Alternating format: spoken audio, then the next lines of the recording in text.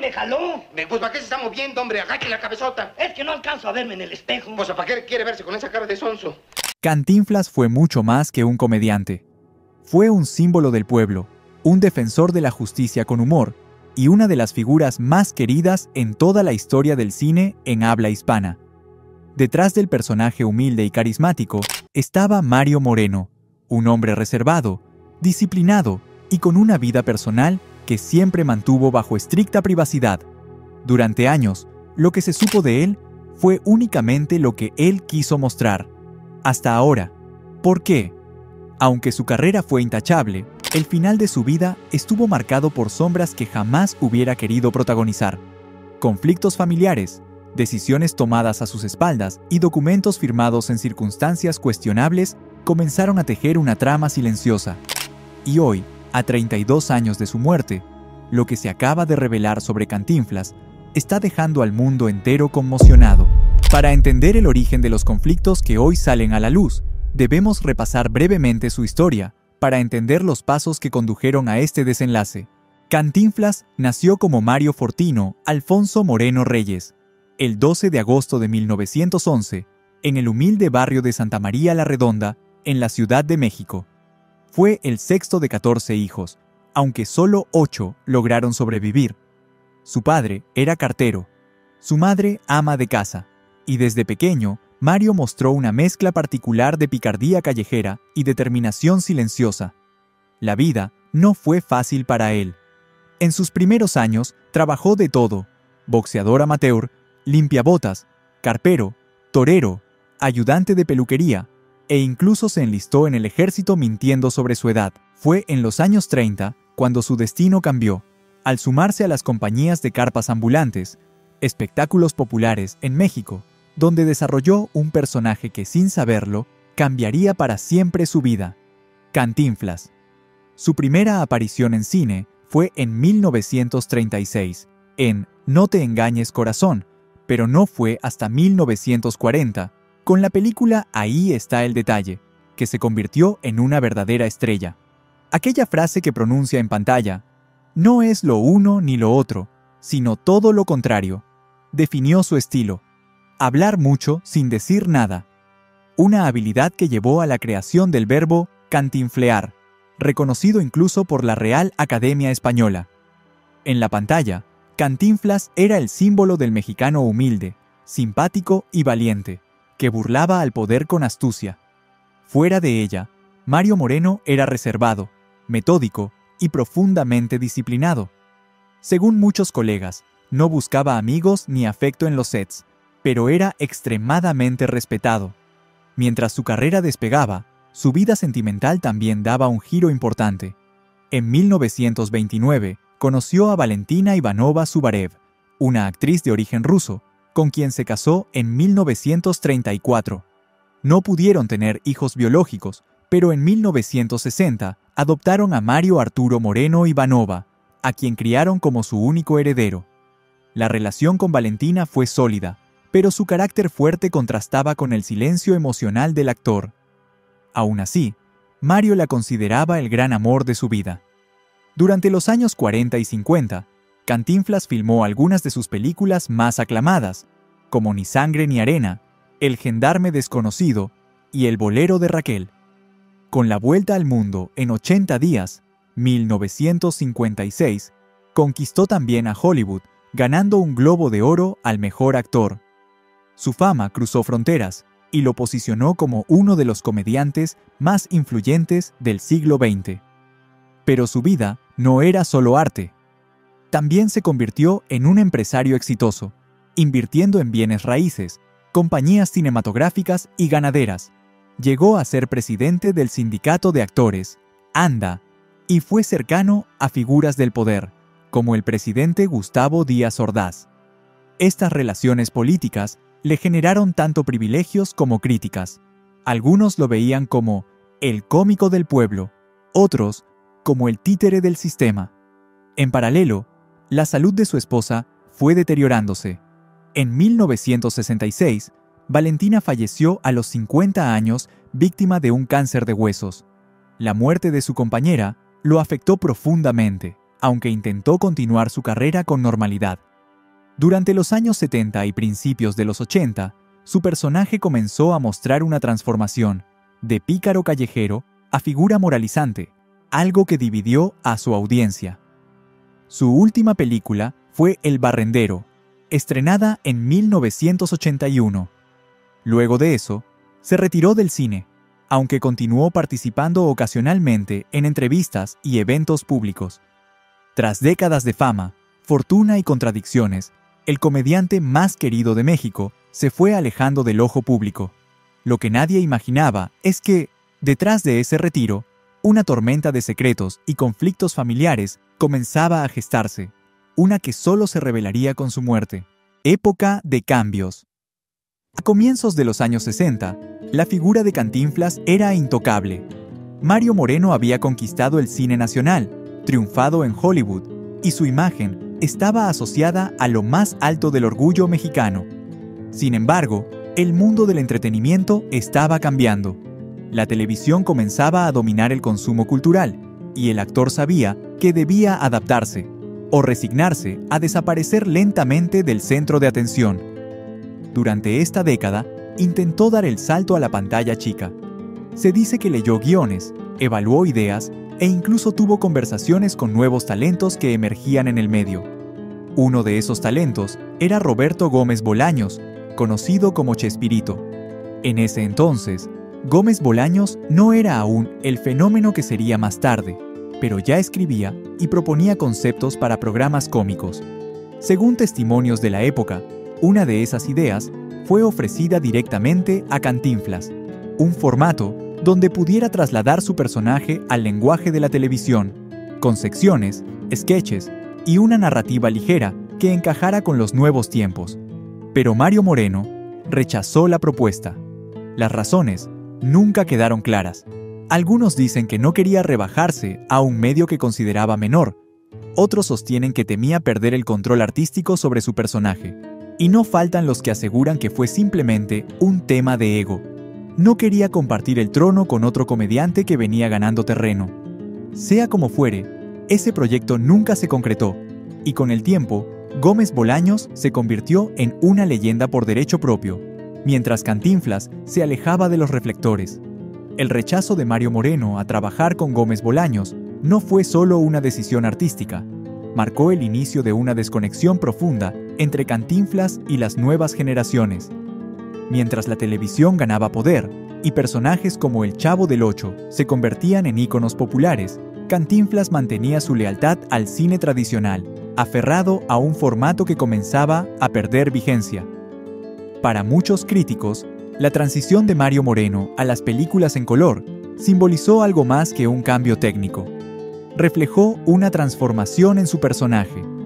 El Cantinflas de los años 40 y 50 era el pícaro de barrio, astuto, entrañable, que burlaba al poder con simpatía.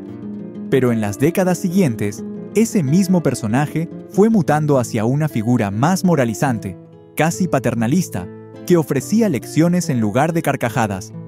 La espontaneidad fue reemplazada por discursos y la picardía por solemnidad. Este cambio no pasó desapercibido. Parte del público comenzó a alejarse, sobre todo los jóvenes, que ya no se veían reflejados en el nuevo Cantinflas. Aunque sus películas seguían siendo exitosas, algo se había roto en la conexión emocional que alguna vez fue indestructible. A nivel personal, Mario Moreno también parecía vivir esa transformación. Se volvió más reservado, más rígido en sus relaciones profesionales. Se mantenía como una figura pública impecable, pero ya no participaba con la misma frecuencia ni energía en eventos sociales o sindicales. La risa que alguna vez conquistó al mundo comenzaba a apagarse, lentamente, en silencio, y mientras su figura se volvía cada vez más icónica, también empezaba a ser vista como parte de un pasado glorioso, pero ya distante. Lo que nadie imaginaba es que, detrás de esa calma aparente, se estaba gestando uno de los capítulos más oscuros de su historia. Uno que, al estallar, dejaría al descubierto una batalla legal, familiar y emocional, que pondría en duda todo lo que se creía saber sobre su legado. El principio del fin. A inicios de los años 90, el hombre que había hecho reír a generaciones enteras empezó a desvanecerse en silencio. Mario Moreno, ya retirado del cine y alejado de los medios, vivía en relativa privacidad. Las apariciones públicas eran esporádicas, las entrevistas escasas, y el brillo en sus ojos, aquel que había conquistado a medio mundo, parecía haberse apagado poco a poco. Pero lo que nadie sabía es que la batalla más dura de su vida acababa de comenzar, y él decidió enfrentarla en silencio. El diagnóstico fue devastador: cáncer. Algunas fuentes aseguran que fue de pulmón, otras que se trató de un tumor en el esófago, agresivo y cercano a la vena carótida. Pero más allá del parte médico, lo más llamativo fue su reacción. Mario eligió ocultar la gravedad de su condición, incluso a quienes más lo querían. No fue un gesto de orgullo, sino de pudor. No quería lástima. No quería ser recordado por su decadencia física. La enfermedad avanzó rápido. Perdió peso, su voz se volvió débil y su movilidad se redujo drásticamente. Sin embargo, el público seguía sin saber. En el fondo, Mario estaba librando su última gran escena: actuar como si nada pasara, mientras su cuerpo ya no respondía. Mientras tanto, puertas adentro, comenzaba a gestarse otro conflicto. El cuidado de Cantinflas se volvió un campo de batalla. Su hijo adoptivo, Mario Arturo Moreno Ivanova, asumió naturalmente el rol de cuidador principal. Pero también estaba Eduardo Moreno Laparade, sobrino del comediante y figura cada vez más presente. Lo que comenzó como una diferencia de opiniones, pronto se volvió una lucha por el control. ¿Quién decidía el tratamiento? ¿Quién autorizaba las visitas? ¿Quién tenía derecho a estar junto a él en sus últimos días? La tensión era palpable. En medio de un ambiente ya cargado por el deterioro físico del actor, surgían reproches, miradas cruzadas y decisiones médicas cuestionadas. Ambos afirmaban actuar por amor, pero el futuro del legado de Cantinflas también estaba en juego. Y entonces, cuando la enfermedad ya había consumido casi toda su energía, sucedió algo que cambiaría el destino de su obra. El 4 de marzo de 1993, apenas 2 semanas antes de su fallecimiento, se firmó un documento notarial en el que Cantinflas supuestamente cedía los derechos de decenas de sus películas a su sobrino Eduardo. Un acto inesperado, polémico y cuestionado. La pregunta inmediata fue: ¿estaba consciente al firmar? ¿Sabía lo que hacía? Su hijo no tardó en levantar sospechas. Afirmó que ese día su padre estaba sedado, débil y prácticamente sin capacidad para entender un documento legal. Además, dudó de la presencia de la notaria durante el acto. La disputa estaba servida y se extendería durante décadas, porque, cuando el telón finalmente cayó, no fue solo un ídolo el que se despidió, sino un enigma, uno que, durante décadas, fue cuidadosamente silenciado. Y hoy, a 32 años de su muerte, por primera vez decidieron contarlo todo. Las revelaciones. Cuando el país entero se paralizó para despedir a Cantinflas, muchos creyeron que su historia había llegado a su final. Pero lo cierto es que, tras el último adiós, comenzaron a salir a la luz detalles que durante años se habían mantenido en la sombra. Tensiones familiares, documentos firmados en los últimos días, rumores nunca confirmados y una serie de contradicciones que pusieron en duda todo lo que se sabía sobre su legado. Porque detrás del ídolo, del personaje entrañable que marcó generaciones, existía un mundo de decisiones difíciles, secretos personales y batallas silenciosas. Y esta es la parte de la historia que muy pocos se atrevieron a contar: la secrecía sobre su enfermedad. Cuando la salud de Cantinflas empezó a deteriorarse, el hermetismo fue absoluto. Se sabía que estaba enfermo, sí, pero no el verdadero alcance del mal que lo consumía. Las versiones oficiales hablaban de cáncer de pulmón.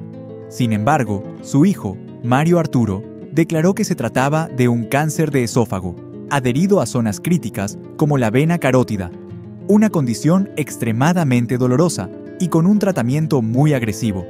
Lo más intrigante no fue el diagnóstico en sí, sino la confusión y contradicción que rodearon todo el proceso. ¿Por qué versiones tan distintas? ¿Por qué nadie tenía claridad sobre lo que realmente padecía? ¿Fue parte del deseo de Cantinflas de morir en paz, sin lástima? ¿O fue que ya no tenía control sobre su entorno y otros manejaban la narrativa? Estas preguntas se volvieron aún más relevantes cuando entró en juego el documento que cambió todo su legado, el rumor más perturbador. Para millones, Mario Arturo Moreno Ivanova fue simplemente el hijo adoptivo de Cantinflas, un niño al que él y su esposa Valentina decidieron criar cuando no pudieron tener hijos biológicos. Eso fue lo que se dijo públicamente durante años, pero una versión completamente distinta y más oscura ha circulado silenciosamente entre periodistas, investigadores e incluso algunos allegados al actor. La historia comienza con una mujer llamada Marion Roberts, una actriz y modelo texana, que habría tenido una relación breve, pero intensa con Mario Moreno en los años 50. Según esta versión, ella quedó embarazada tras un romance fugaz con el comediante durante una gira por Estados Unidos. Lo sorprendente es que, en lugar de reconocer al niño, Cantinflas habría acordado adoptarlo en secreto, a cambio de una compensación económica. Se dice que le pagó $1,000 a Marion para que renunciara a todo derecho legal sobre el bebé. La historia no termina ahí. Al poco tiempo de esa entrega, Marion fue hallada muerta en un hotel de forma misteriosa, producto de una aparente sobredosis.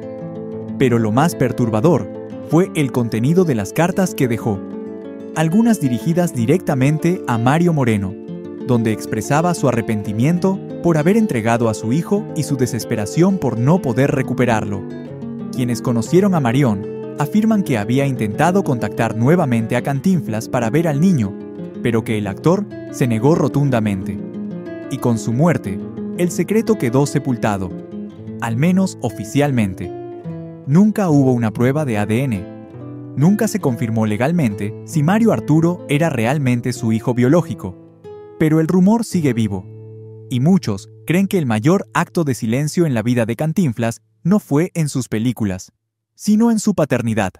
Batalla legal por su legado. Mientras Mario Moreno se apagaba lentamente, se firmó un documento que desató una guerra de más de 2 décadas. En él, Cantinflas, ya enfermo y con movilidad limitada, cedía los derechos de 39 de sus películas a su sobrino Eduardo Moreno Laparade. Pero ese gesto, lejos de ser un cierre de ciclo, fue el inicio de un conflicto monumental. Su hijo lo impugnó de inmediato, alegando que su padre no estaba en condiciones mentales para tomar esa decisión. Afirmó que el actor estaba sedado, confundido, y que la notaria que certificó el documento ni siquiera fue testigo presencial del acto.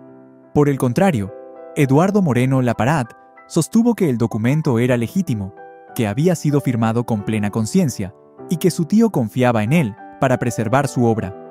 El conflicto fue tan complejo que llegó hasta la Suprema Corte de Justicia de la Nación, que en 2014 falló a favor del sobrino, otorgándole oficialmente los derechos cinematográficos del ídolo más grande del cine mexicano, la fortuna desaparecida.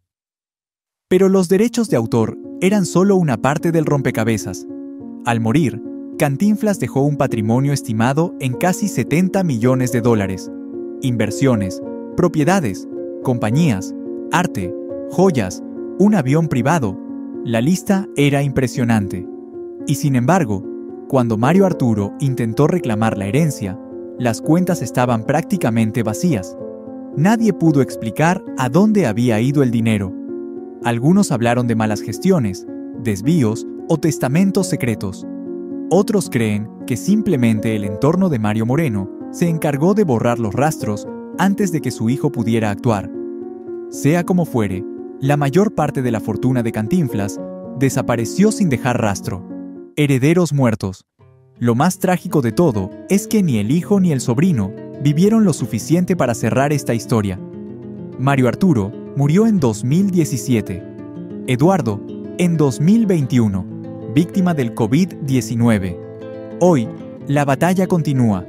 Por un lado, los nietos del actor, que reclaman su derecho moral y legal sobre su legado. Por otro, Tita Marbés, la última pareja del hijo de Cantinflas, quien también reclama parte de la herencia. Lo más absurdo y triste es que ya no se pelean solo por dinero. Se discute por la memorabilia, los trajes, los zapatos, su sombrero e incluso sus cenizas. Sí, sus cenizas. Según denunció públicamente Tita Marvés, las cenizas de Cantinflas se están deteriorando por falta de conservación. Su urna, su última morada, está en malas condiciones y nadie parece hacerse cargo del estado en el que descansa el ídolo. Pese a todas las contradicciones, los secretos no dichos y las batallas legales que marcaron sus últimos años, el legado de Cantinflas permanece intacto en el corazón de millones. Su imagen, su voz, su forma única de hacer reír, siguen vivos en cada generación que lo descubre por primera vez. Porque más allá del hombre, del silencio, de las disputas y de las dudas que nunca se aclararon, Cantinflas representa algo más grande. La risa en tiempos difíciles, la crítica disfrazada de humor y el consuelo que solo un verdadero artista puede ofrecer a su pueblo. Hoy, su figura ya no le pertenece solo al cine, ni siquiera a México. Le pertenece al mundo, y aunque su historia personal esté llena de luces y sombras, nadie puede negar que Cantinflas fue, y seguirá siendo, uno de los íconos culturales más grandes de la historia hispanoamericana. Y ahora, te pregunto a ti, ¿cuál de todas las teorías crees que es cierta? Te leemos aquí abajo. Déjanos tu opinión en los comentarios, y si te gustan estas historias donde los ídolos muestran su lado más humano, no te pierdas nuestro video sobre Pedro Infante, donde revelamos los secretos que casi nadie se atreve a contar.